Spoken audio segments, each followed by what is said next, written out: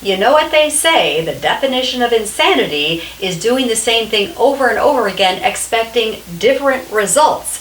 Well, I was pondering this recently because I've noticed that I, along with a lot of other people, tend to keep on engaging in the same, dysfunctional behavior, dysfunctional patterns, expecting different results in our relationships. How is that working? Probably not that well. In fact, the Bible has this really interesting, colorful verse that sort of brings this point home, drives this point home. It's in Proverbs 29, verse 11. It says, "As a dog returns to its vomit, so a fool repeats his folly."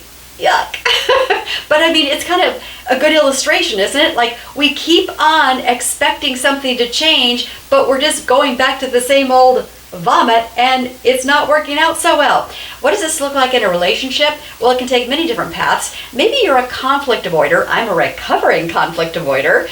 And if I keep on engaging in that pattern of doing whatever I can to avoid conflict, walking on eggshells, stuffing the issues, and then I have resentment that grows because I'm not dealing with the issue, well, if I keep on doing this over and over again, expecting different results, expecting the relationship to thrive, how is that going to work? Not that well. Perhaps I need to ask God to show me these dysfunctional patterns of behavior and give me the courage to actually break free from them and try something different. Maybe for you, you've had an anger problem your whole life, and you keep on breaking up relationships and destroying relationships and having people who are mad at you because of your anger problem, and so you keep on making new friends and having new relationships, but these keep on falling apart too, and you're wondering why. Well, maybe it's because you need to deal with the anger problem, because if you don't, it's going to be like a dog returning to his vomit.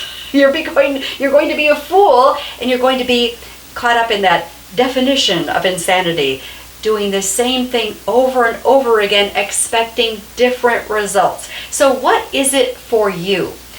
Do you need to sit with the Lord for a moment and say, Lord, where am I a bit dysfunctional in my relationships? Where am I expecting things to get better, but I'm not really changing this dysfunctional pattern in my own life? Ask God to show you. I know He will. And then ask Him to give you the courage and the strength and the know-how to break free from that dysfunctional pattern so that you have relationships that flourish instead of the relationships that keep on falling apart.